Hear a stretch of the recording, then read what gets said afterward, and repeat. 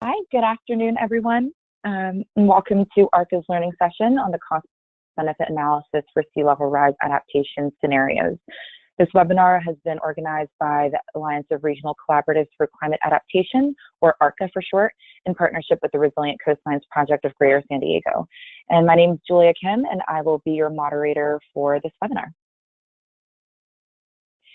I just wanted to go over the agenda for today's webinar really quickly. So we'll run through some logistics for the webinar, and I'll share a little bit about ARCCA, and then on to our feature presentation. The Resilient Coastlines Project of Greater San Diego road tested the NOAA framework using 2 local city case studies. In this webinar, our presenters will share the lessons learned about applying this to a range of adaptation scenarios over time, how to communicate cost benefit, and our local speaker will provide insight into how it was applied to their sea level rise planning processes. And I just wanted to note that this is the first webinar of a 2-part series with the Resilient Coastlines Project of Greater San Diego. And the second webinar will be taking place March 30th, and we'll share lessons learned from the project about benefits and challenges of trigger policies that are being developed in their communities and insights from their legal risk analysis. And after the presentation, we'll have time for participant Q&A, and then we'll have just a few minutes of closing remarks, and that will wrap up today's webinar. So everyone will be muted except for our panelists, and due to the large number of participants, we ask that you type your questions into the question box. And feel free to submit your questions at any point during the webinar, and I'll be summarizing these questions during the Q&A portion, which will follow 2 presentations. Any of the questions that we don't get to, we'll ask our presenters to respond to after the webinar, and we'll share their written responses in a follow-up email. And I just wanted to highlight that this webinar will also be recorded, and the recording will be made available on our website along with the PowerPoint presentations, and we'll also share that out through email as well. I also wanted to note that all of the registrants will be added to our ARCCA's general listserv, so that you can continue to receive emails about our future learning sessions and other timely announcements. And if you do not want to be added to this listserv, feel free to just reach out to me and we'll make sure that we remove you. So a little bit about ARCCA. ARCCA is a statewide network of regional collaboratives from across California that work together to advance adaptation, as well as to build resilience in their local communities. And our core activities include facilitating a robust peer-to-peer network across regional collaboratives and its individual members, as well as among adaptation practitioners across the state and nation. We also foster knowledge exchange by convening regular in-person meetings and disseminating best practices, lessons learned, and resources through newsletters and through these learning session webinars. We believe that regional collaboration is critical to effective and holistic adaptation, since many climate change effects are experienced at the landscape level. Through targeted resources and ongoing technical assistance, we support emerging regional collaboratives across California. And one of our core strategies is to engage with the state to create a more direct channel between key state agencies and local agencies and organizations, as well as to ensure that state plans and guidance documents reflect regional innovations, best practices, needs, and challenges. Our current membership of regional collaboratives cover the Sierra Nevada region, the Sacramento Capital region, Los Angeles County, San Diego County, and the North Coast Resource Partnership and the Central Coast Climate Collaborative are in the final stretches of becoming formal members of ARCCA, and we're currently engaging with stakeholders in the San Francisco Bay Area, and we'll also be working in the Inland Empire to form a new regional collaborative.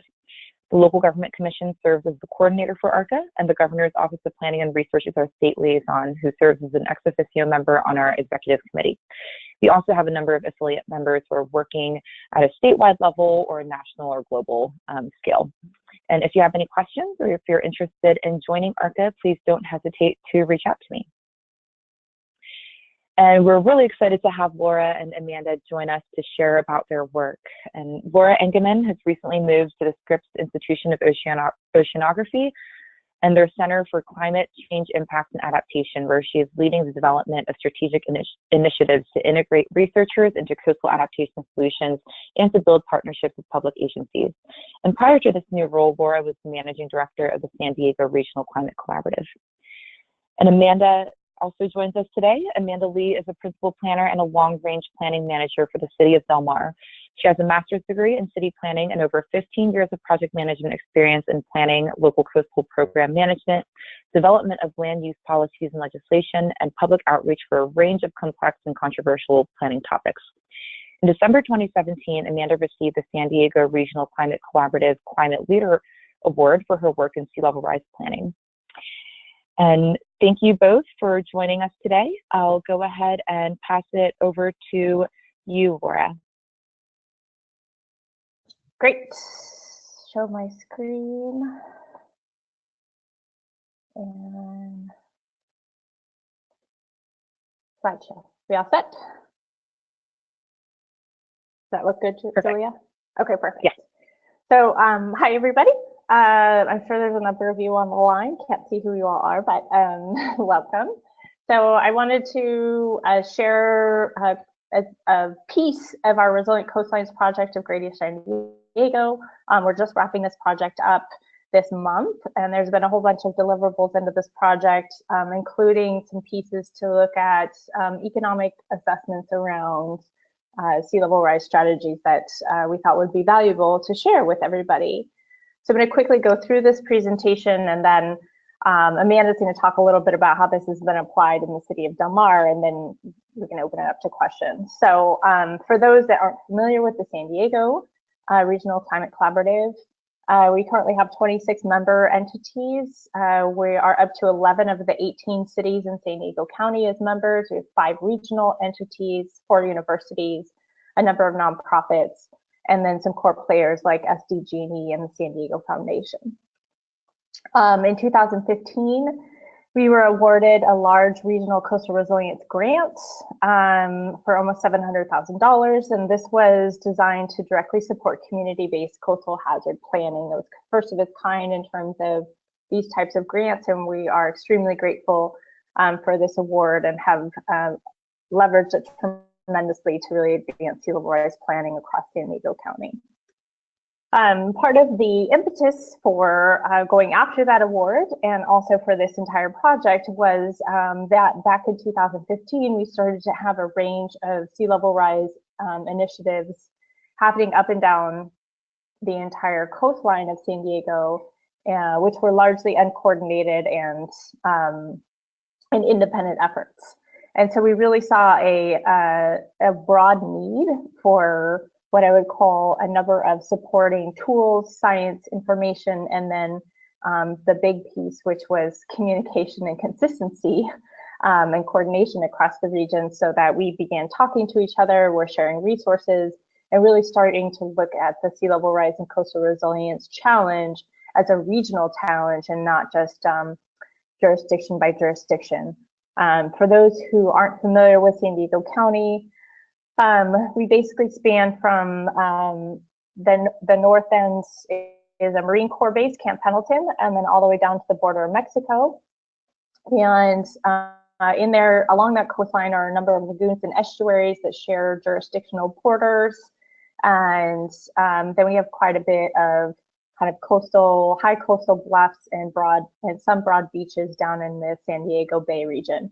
But there are a lot of natural landscape features that make coordination across jurisdictions and actions taken by specific cities very relevant to what happens to their adjacent or neighboring jurisdictions. So that coordination aspect is really key. And at the heart of the program, what is this regional work group? And this has really exploded through the project in the last 2 years. So we have every local city, every coastal city in the county is now involved in this. The Navy has a very large presence in the region. They've been at the table. And this work group really framed up the entire project by providing input at the very beginning on what their needs were, which at the top of their list was help with understanding the costs and the benefits of sea level rise strategies, as well as understanding the legal implications of adaptation strategies. So we wrote up the scope based a lot on the input, and then throughout the project, as we brought in consultants to kind of help us develop these more technical reports, there was a ton of feedback that went into these reports with this group. So they were really designed to be tools and information used at the local level. So getting into one of these pieces, I'm going to talk a lot about this comparing sea level rise, which was an application of the NOAA cost benefit framework. So this was done by Nexus Planning and Research, Dennis Larson. And really the idea for the scope of this project was that NOAA had this economic framework, but it hadn't been applied at the local level. And so we were really looking for a way to road test a cost benefit structure that local governments could use, and to really find out what the strengths of that type of framework would be, and what type of questions would you ask at the local government level, what kind of data would you need to put into this framework, and how would this type of analysis be communicated and help to drive conversation with elected leaders and with stakeholders. So there's a number of different components that are pretty common to most cost benefit analyses. You know, we're looking at understanding your baseline risk. So sort of where are you now? What is the no action scenario? And what are your sort of costs associated with that? What can you be doing differently? So looking at your various different sea level rise strategies and scenarios, calculating your costs and benefits of all of these and monetizing them. And then really calculating the total benefits of each of the actions and starting to compare and contrast, as well as looking at these long-term, like it's not just the initial cost of, you know, for instance, implementing you know, even if it's like a dune restoration project, but there's a lot of long-term maintenance costs that have to go into these calculations, and then assessing each of the scenarios. So the study areas that we picked, both the city of Carlsbad and the city of Del Mar were actually finishing up their vulnerability assessments during this project. So they provided really great data for us to use at a local level as case studies for this project. And within their vulnerability studies, just as a lesson learned, we then also picked kind of really specific study areas. So each of them had several study areas for their vulnerability assessment. We broke it down all the way down into sort of a small section along the coastline and the strategies that were being discussed for that specific section, and sort of what assets were in that section and how would those assets be impacted in terms of loss of tax revenue to the city, or you know, what the strategies would be. So so just as a lesson, the more detailed and the more refined you get with the study, the more you know, the more useful and valuable it can be. So with the adaptation strategies, this is another piece of word of wisdom coming from me. We wanted to look at as many adaptation strategies as we could, but we really found with some of the more I would say newer and creative strategies that a lot of us are considering, such as living shorelines, dune restoration, wetland expansion.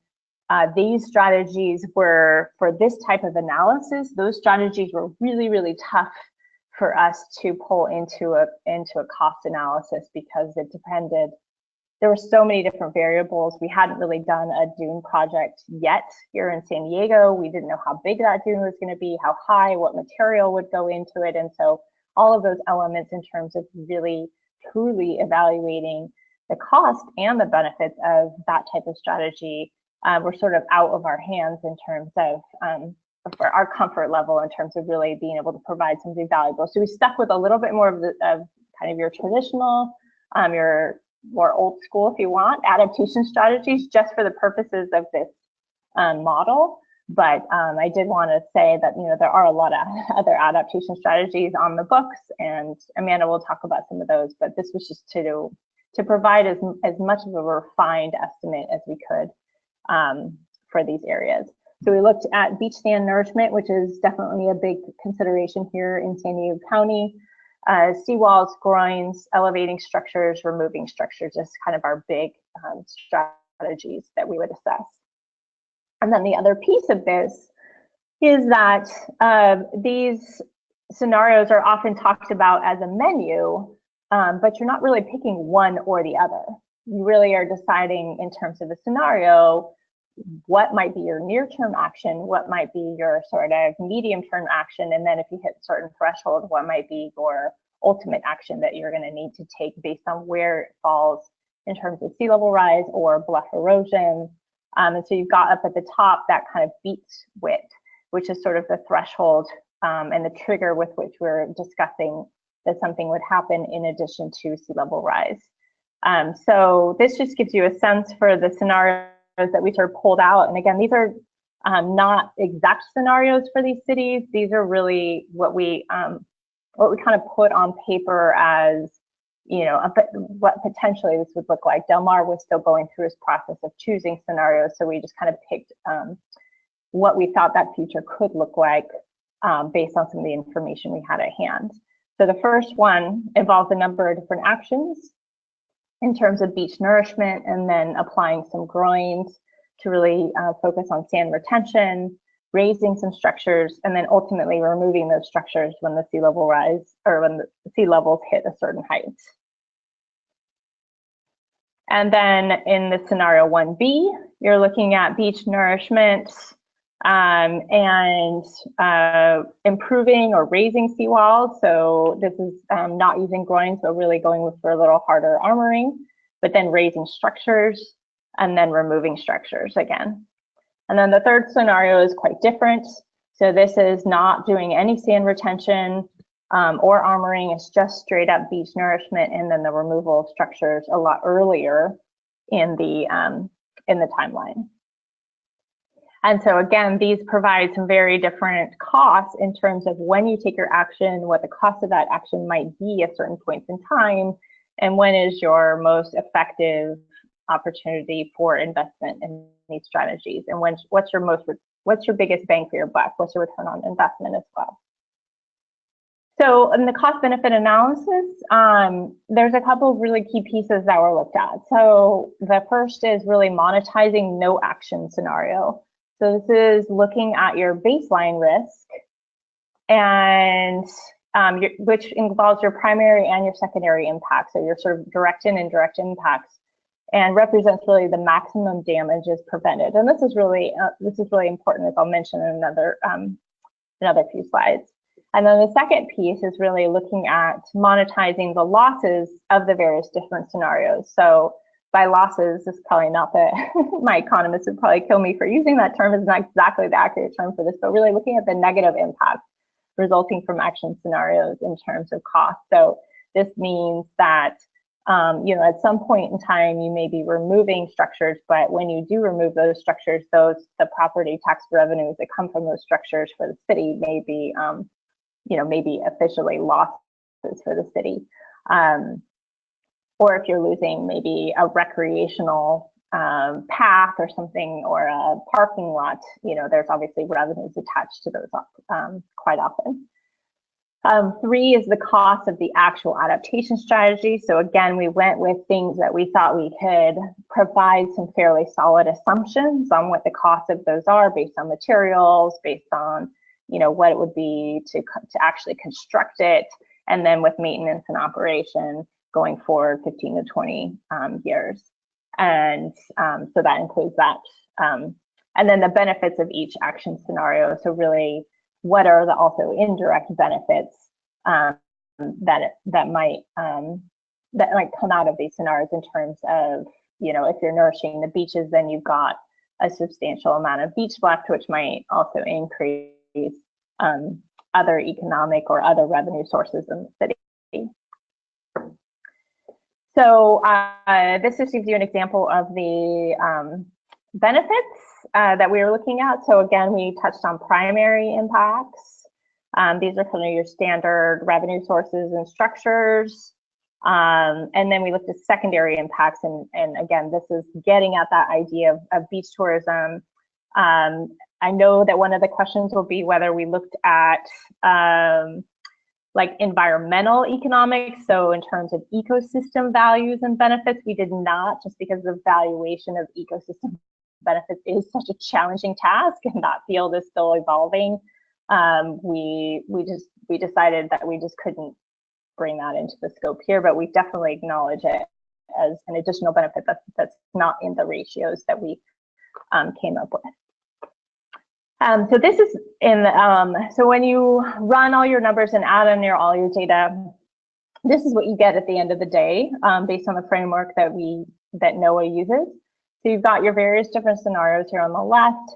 You've got your net present value of total benefits. So, and then your costs, and then you're really, it comes down to what's the net benefits of each of these scenarios. So the key messages for me is, it really comes down to, you're not just comparing scenario 1 and scenario B, but you're actually looking at a comparison between what is the benefit of doing these strategies versus no action. So that's your very first question, you know, is, I think as a city leader, is do we keep doing business as usual or do we change up business? And so for all of these, you see a positive number, 7, 6, and 4, which means that the benefit of taking any of these scenarios and taking any of these actions is that much greater than doing nothing. And then the ratio, you know, the ratios also do compare somewhat between the various different scenarios. But again, I want to emphasize that these are not always apples to apples. It totally depends on, you know, we're not comparing beach nourishment to armoring, or we're not comparing beach nourishment to groins. Each of these are scenarios, and so they change based on the timing of the scenarios, how many different adaptation strategies you include in that scenario, and sort of what the cost of implementing all of those combined is, and what the benefits of all of those combined. So I think oftentimes there's just an inclination to compare one type of adaptation strategy to another adaptation strategy, when again, the reality is that we probably have to use most of the adaptation strategies in our toolbox to really get the future that we're looking for. And again, these are in net present values. So there's some, you know, there's some number assumptions that are going on here in terms of what the values might be going forward. We obviously don't know in California, our property costs and other things change dramatically year by year. And then the other really big pieces that I thought was great to bring to light for you guys is that the sensitivity analysis was done by Nexus, and this was really to say, okay, so we made all of these assumptions in the cost benefit analysis, but one key question for us is, when you're talking about these adaptation strategies, what level of effectiveness are we really actually going for? Because the assumption in this sort of on paper or, you know, laptop type of analysis is that you're getting 100% effectiveness out of it. So you're really getting the total benefits that you're going for. For instance, you know, if you think about I think about dune systems in this way. So if you think about restoring dunes and your whole point is to protect a road behind the dune system, are you envisioning that that dune system is going to be 100% effective in protecting that road structure in every coastal storm? Well, for most of us that work at the planning level, you know, I don't see that as being highly likely. It may be 75% effective or 80% effective. And so what Nexus Consulting and Dennis did was really take a look at, if you reduce the effectiveness, so if it's 25% effective or 75% effective, does that really change the net ratio in terms of whether this scenario is still worth the investment? And so from this sensitivity analysis, he's showing basically that for even at a 25% effectiveness, the ratios are a lot smaller, but they are still more effective than not doing anything. So I think that's just kind of a key message in understanding what kind of protection factor you're assuming for these types of analysis.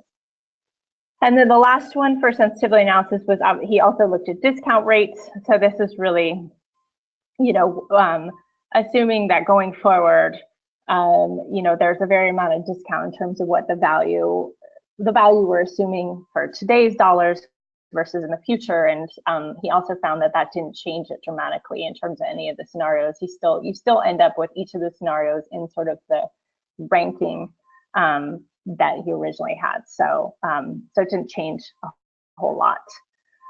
So lessons learned. For those of you out there, what we found was the NOAA framework was very adaptable. It definitely could be used at the local level. The one challenge that we did find was that it assumes the strategies are applied in a linear fashion, meaning that you would do beach nourishment, and then you would stop beach nourishment, and then you would implement groins, and then you would stop groins, and then you would implement removing structures.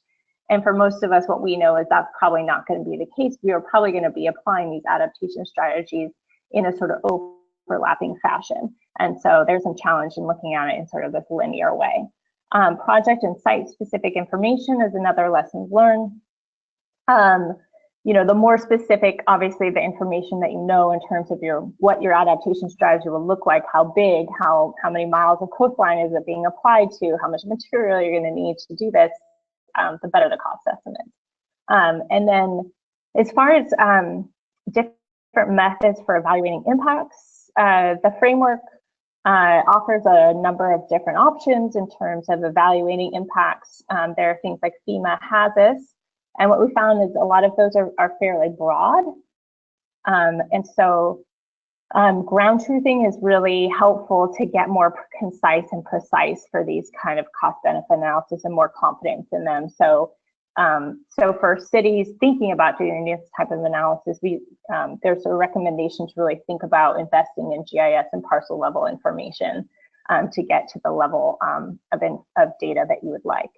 And then, as I mentioned before, value of ground truthing and on the ground site inspection. So really, this is a desktop tool, but you do need to go out in the field and sort of know the area that you're talking about.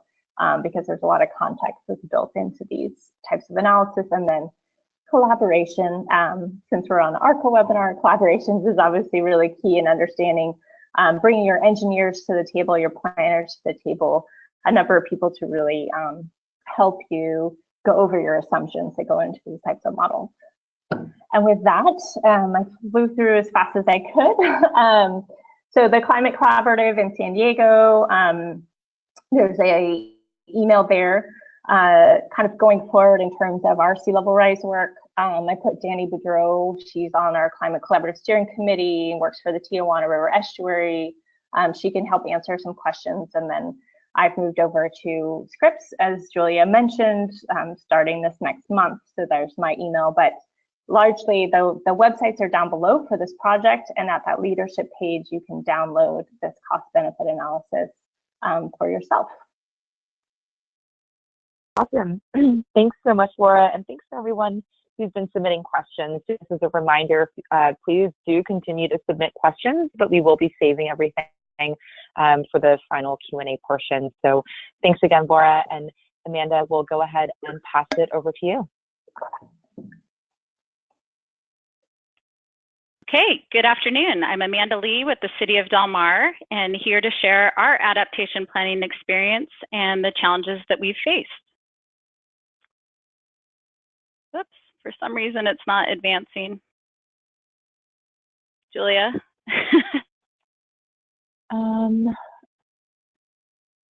Let's see. There we go. Okay. You should be good to go. Okay, so first of all, I just wanted to set the context. Del Mar is a small beach city in San Diego County, and the entire city is less than 2 square miles and a population of only around 4,200 people. Del Mar is a visitor destination that hosts millions of visitors each year, and the entire western boundary of our city runs along the ocean with a sandy beach that's walkable end to end during most times of the year. In the north, we have the San Diego Lagoon and the State Fairgrounds and Racetrack, and you can see that up in the upper right corner of this aerial view. And then in terms of development locations, we have just one beach level neighborhood that's known as North Beach, and that's shown in the center photo. And the rest of the city's development is atop coastal bluffs. And you can see the left photo shows our North Bluff area, which is just north of our lagoon river mouth. And the photo on the right shows a section of the much longer stretch of development atop the city's South Bluff.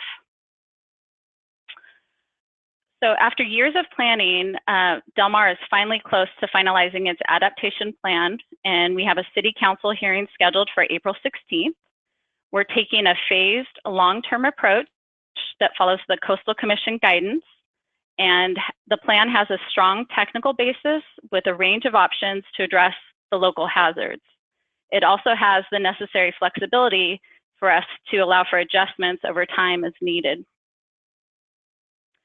So how did we get here? Back in 2014, the city was awarded a grant from the Ocean Protection Council, which was supplemented by a second grant from the Coastal Commission.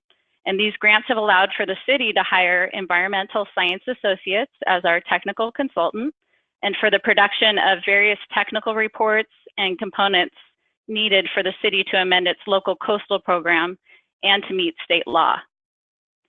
We established a technical advisory committee to make recommendations to the city council and to provide a forum for the public discussion and input to occur. In 2016, the city completed its vulnerability and risk assessment, and that showed that Del Mar is vulnerable along its entire western boundary and along the lagoon. So what did we find in terms of vulnerabilities?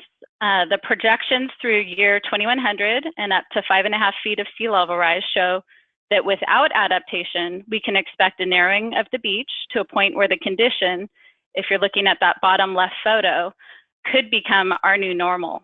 And that's with the tide line right at the existing edge of development instead of a sandy beach, which is what our residents are used to. We can also expect continued erosion of the coastal bluffs, increased flooding and frequency of damage, conversion and loss of habitat, flooded roads, storm drains and utilities, and service impacts because our fire station, our public works yard, our sewer lift station, and beach access points at the street ends are all vulnerable. Through the city's outreach, we shared photos of past extreme flood events that residents could relate to. And here in Del Mar, that was the 1980 flood. Since 2016, the city's been working on its adaptation plan, which will be the toolbox to help the city and private owners prepare for these vulnerabilities. Some felt the first draft was not nuanced enough to Del Mar, and so changes were made and incorporated to better align the plan with the community's goals and values. We've heard from many, why are we doing this? And other than it being required by state law, it's needed to plan for the worst effects and to protect people and property. It's needed to maintain the community's desired high quality of life that they enjoy today, and to protect valued public assets like the beach, the parks, bluffs, and lagoon. And it's also needed to ensure that the future of Del Mar will be viable. And that's because under the worst case scenario, without any adaptation, it would leave the city without any northerly access due to the flooded roads and bridges. And it would completely flood a substantial part of the city's tax base. And you can see the entire North Beach neighborhood is shown with the flooding. There is a strong scientific basis behind these projections, and the cities follow the state guidance to address our local hazards. The regional study that Laura referred to was particularly helpful to us to explain why a choice for no action is most costly to the city. These costs include risk of harm to people, damage to public assets and infrastructure, damage to private property, and a significantly reduced tax base, legal challenges, penalties for default on the grants, and a potential to have the city's bond rating reduced. And adaptation is an approach for us to reduce this risk. It makes sense that the Nexus Planning and Research Study found that the highest cost to Del Mar would be a choice for no action. And the study was also helpful for us to find the second highest cost in Del Mar would be a choice for planned retreat of our North Beach neighborhood. And that's due to the high land value and the hundreds of homes that would be involved. The study showed the highest return on investment could be expected with a combination of beach nourishment and sand retention. And beach nourishment with some type of sand retention is what the city's primary focus is on for a strategy. But we also have a complete toolbox. We've included dune restoration, river channel dredging, living levees along the riverbanks to address river flooding, elevating and improving seawalls per our city's existing local coastal program to protect the beach and the property, flood-proofing and moving structures away from hazards, flood-proofing or relocating public facilities, accommodating the migration of habitat, and continuing to require minimum setbacks from bluff erosion and flood hazards. And we think we can manage flood risk from the ocean as well as the river through beach nourishment, channel dredging, and berms as a start.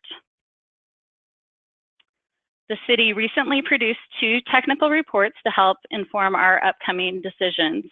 And the sediment management plan looked at sand movement within Del Mar and identified a volume of sand and a cost estimate for the city to maintain the current beach moving forward with sea level rise. There are many variables involved in this, but the city is initially planning for about 9 million every 10 to 11 years in the near term, and that's likely to increase over the long term to about 20 million every 10 years. And of course, regional sand projects will be the most beneficial for effectiveness and efficiencies. The city also produced a wetland migration plan to address habitat changes and conservation strategies within the lagoon. And this type of adaptation can be particularly helpful in terms of greenhouse gas reduction because wetland habitat holds the harmful carbons in the biomass in soils, which is beneficial. So that's something we're looking into as well. In terms of challenges, this type of planning is difficult because the inherent uncertainty of climate science, and in planning, we usually want a specific timeline to plan for. But instead here, we're monitoring the changing conditions over time, and then we'll take action at decided thresholds. And the fact that all adaptation is expensive and that there's no perfect solution, it's particularly frustrating as a topic for decision makers. In Del Mar, the most controversial issue that we're facing is the topic of planned retreat, which is the difficult issue. It is a strategy that the city considered per the state guidance, but in the case of North Beach, which is a century-old established neighborhood with hundreds of homes, there are preferred alternatives that the city will pursue instead to reduce risk.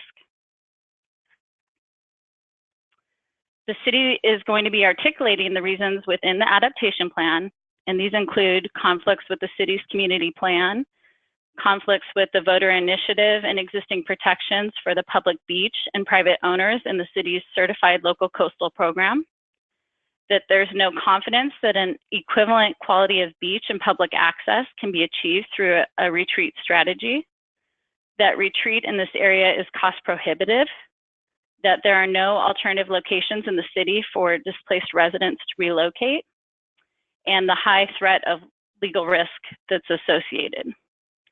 The thinking is that retreat is more likely to be detrimental to the community and not as effective as the city's favored strategy to achieve its goals. So in summary, we followed the state guidance. We relied on the best available science. We've addressed the local vulnerabilities. We involved a robust public outreach. We included a wide range of options and scenarios, and we explained what we expect will work and what won't work for Del Mar. And as mentioned, on April 16th, we'll be moving this plan forward to the City Council and then on to Coastal Commission for final approval. So that concludes my portion of the slides, and I'll turn it back over to Julia. Great, thanks so much, everyone. And please do continue to send your questions in. We have a number of questions already, and I think this one is for more related to the project, the overall project, and utilizing the NOAA framework. Laura or Amanda, Don notes that he really appreciates the concept of triggers. Can you comment on how you brought your stakeholders to a decision about setting the trigger event and assigning it a trigger level? Oh, that might be partly Amanda. I mean, I'll give some background that this conversation of using triggers has definitely exploded in San Diego County. So probably back in 2015, early 2016, we really started to have a conversation about how to implement sea level rise strategies. And we actually had a consultant that had worked with the city of city of Goleta in Santa Barbara County talk a little bit about how they were also looking at these science-based triggers. And so there's a lot of interest in our region to focus on the thresholds and using those thresholds to inform when you would take these various different adaptation strategies. From there, I'll let Amanda talk a little bit about Del Mar's look at them. Sure, yes, we are using a concept of thresholds. So we're using monitoring, and specifically we're looking at the beach width, so the how much sandy beach we have and the change in that.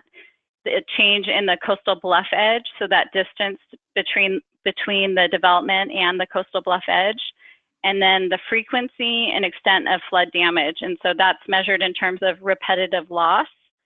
And I guess the real pushback that we received through the community input was there is not a desire to measure the change in sea level rise and use that as a threshold trigger. And I'll just leave it at that. Great, thanks. There's another question.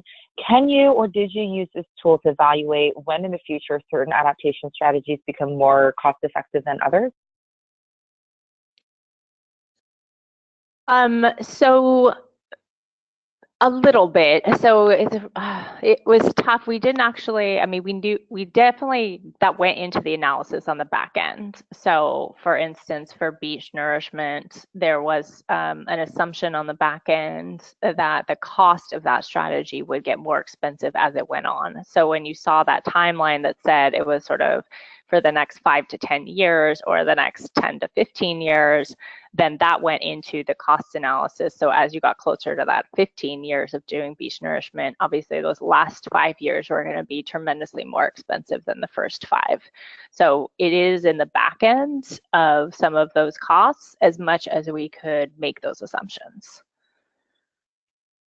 But we did not compare, we did not do a specific project where we sort of ran the exact same scenario, but just changed the timeline just to see what the different costs were. We just kind of picked these scenarios as the 3 we would try. Mm-hmm. Great, thanks, Laura. And then another question related to the model. Identifying the cost of an individual action is relatively straightforward. However, the associated with benefits are often commingled with the benefits of other adaptation actions.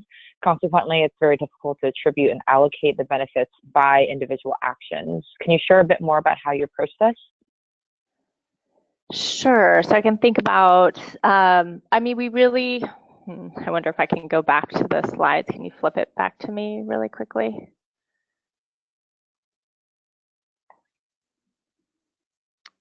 Thanks. So, okay, so when we talk about secondary benefit, so we talked about concrete benefits as primary benefits. We're really talking about benefits to transportation infrastructure, public infrastructure that was, buffered, a residential property that was able to stay, so where there were costs associated with essentially structures, and the cost of those structures, that's what we used.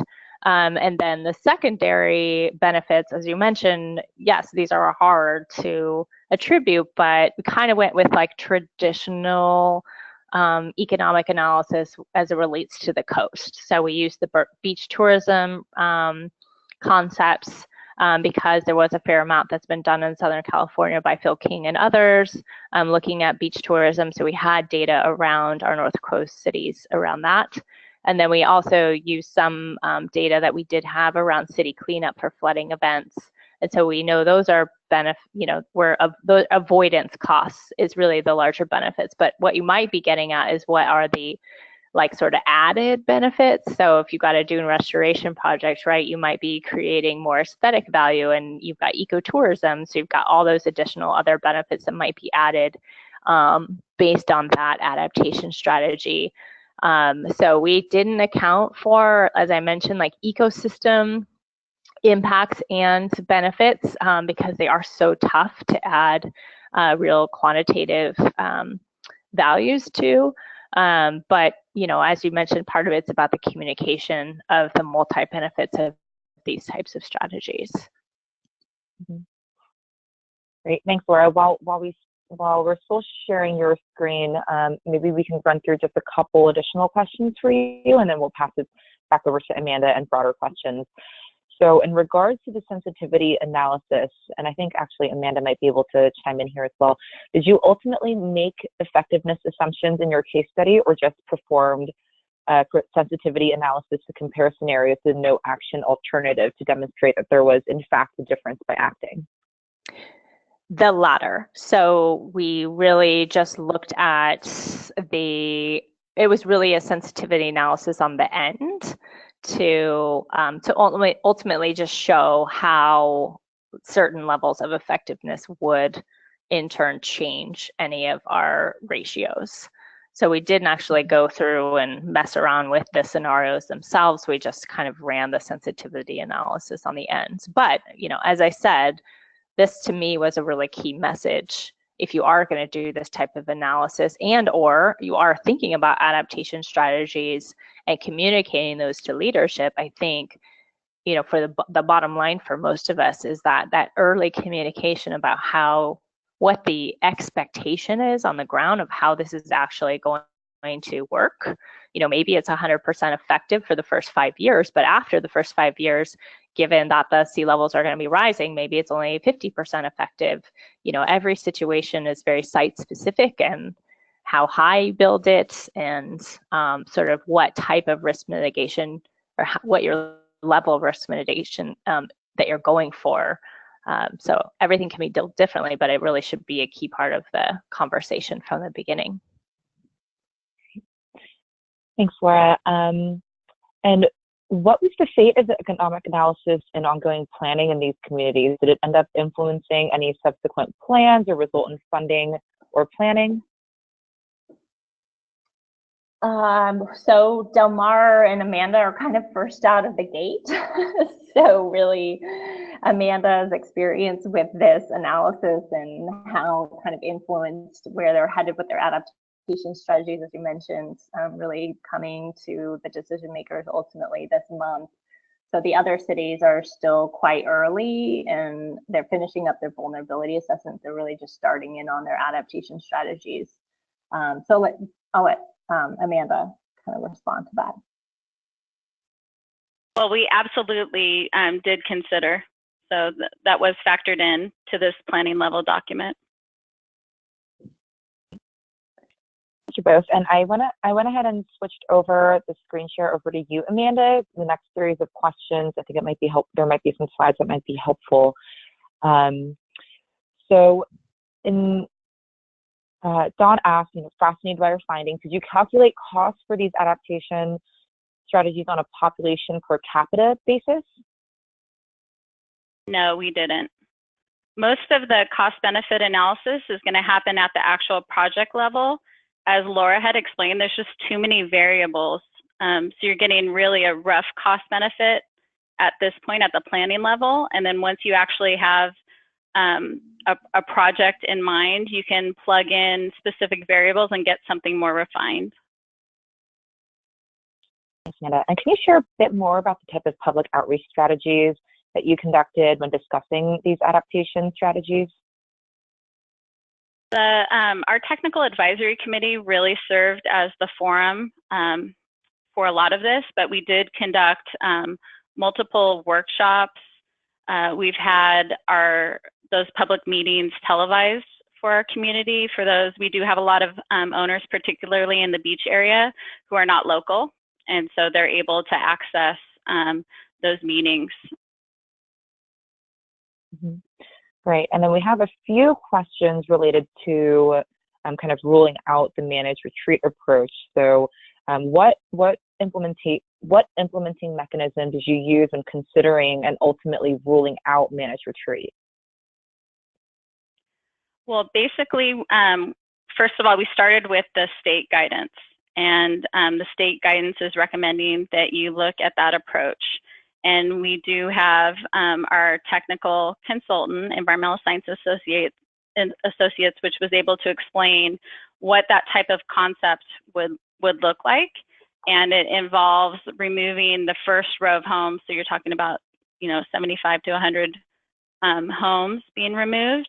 And in Del Mar, we have a really unique geomorphology, which was explained. It's essentially like a bowl where that front line of homes with the seawalls that they have actually provides protection, not just for the first line of development, but for all the public roads and the hundreds of homes behind that area. And in North Beach, the highest vulnerability is from river flooding. And then you also have the ocean flooding from the front. So that was all factored in. And then we considered, basically our community plan vision for that area.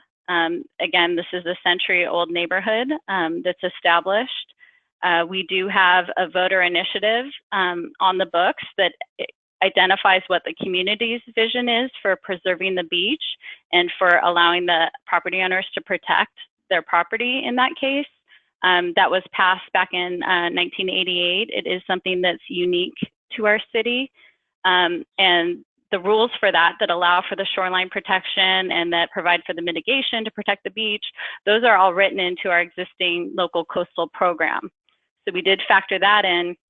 And in the end, there's just no level of confidence that removing that first row of homes and trying an untested dune strategy is going to end up with the same high quality beach that they currently enjoy, and that it would be effective to keep the hundreds of homes from being flooded in that area.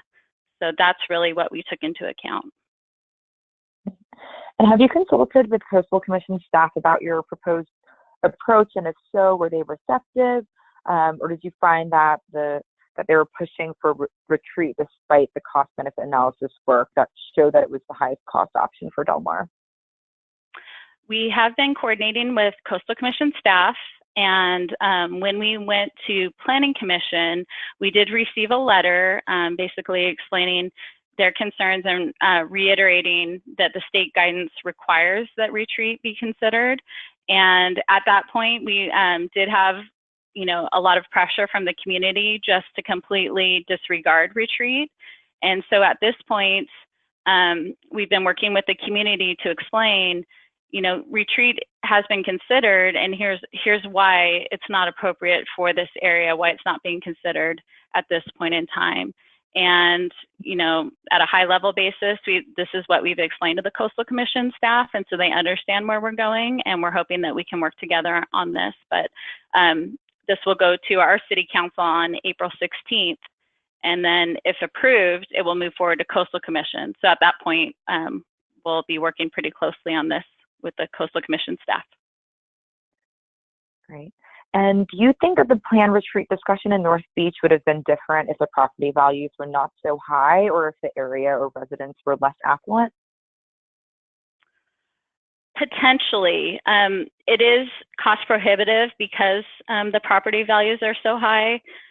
There was a recent article, and I'm trying to look, it was on March 1st in our local paper here, and it's basically describing the biggest home sales in San Diego County history, and out of the top 10, 5 are in the city of Del Mar, and you're talking about homes that we'd have to be putting forth about $50 million. And when you're talking about hundreds of homes, that's just not something that's feasible. Great. We have about 5 more questions. We'll see if we can cover that in the next 5 minutes. Were impacts to neighboring jurisdictions factored into the impacts of these actions? Yes. And that's where, when we're looking at beach nourishment strategies and potentially if we do any type of sand retention, we're absolutely going to need to consider that. And our sediment management plan does consider that movement of sand. So it doesn't just stop at the boundary of Del Mar. Of course, we're connected to the north with Solana Beach and to the south with City of San Diego. And that does need to be considered. The movement of sand crosses jurisdictional boundaries. And what the region needs, what we need is to look at a regional level, and that's how we can have this strategy be most effective and efficient for all of the coastal cities. How is Del Mar dealing with the new OPC guidance, particularly the new projections that have come out? We did consider, we've reviewed, we've provided comments in regards to the guidance. At this point, we already had our adaptation plan designed without doing the probabilities. And that is, from what I understand, that is an appropriate way for us to move forward. And did you engage FEMA and the National Flood Insurance Program regarding hazards and quantifying costs and benefits? And was there a reason why or why not? So FEMA, we have worked with FEMA as well as the California Water Department or Water Resources. And that's because within San Diego County, we just had an update done to our coastal maps and flooding. Our existing maps only took into account river flooding and didn't take into account kind of the wave overtopping and the coastal flooding influence. So for the first time, that first row of homes is now going to be within a mapped floodplain. And that's something that we will be folding into our regulations as this resiliency planning project moves forward. And now that you've assessed benefit cost ratios, how are you approaching paying for these adaptation pathways? And how often do you plan to revisit these decisions? So we know that all of these adaptation strategies are going to be very expensive. And the hope is once we have this adaptation plan in place that we will be more likely to be able to get access to grant funding. And then as a region, our regional climate collaborative has us all working together, and we're hoping to get some regional projects for adaptation going as well. Right. And did you explore the potential legal consequences of the change in the line between public land or water and private property as sea level rises? The Regional Climate Collaborative actually helps produce, as part of their grants, a legal risk analysis, and we did absolutely factor that in. The conclusions of that study also were that a choice of no action for adaptation is very costly for the city in terms of potential legal risk. So we did factor that in. Great. And has Caltrans been at the table, or do you have plans to engage with that agency? Caltrans has been participating at the regional level with our Regional Climate Collaborative. One more question. Why do you think the property values are so high if it's at an at-risk zone? I'm like, poor Amanda. I mean, we live in California. Yeah. It's the quality of life. Yeah. I think that's a tough one. And miraculously, we were able to finally go through all of the questions. So just a few closing pieces to highlight as I pass it, as I transition over to me. First off, thank you so much, Laura and Amanda, for your fantastic presentations and for answering all of those questions. And thank you to all of our participants for joining us for this webinar. Hopefully you found this worthwhile and valuable. And as a reminder, the webinar recording and presentations will be shared via email and also posted on ARCCA's website. I just wanted to also highlight that we have a few other webinars coming up, the second part of the Resilient Coastlines Project webinar series with ARCCA. And then we'll also be doing a beta testing listening session stat webinar for the Adaptation Clearinghouse. There are also a couple of new ARCCA resources, and we'll share this out by email, so you can follow those links if you're interested. And with that, we'll conclude this webinar. Thank you again for everyone for joining us today. Thanks so much, Julia. Laura, thanks, Amanda.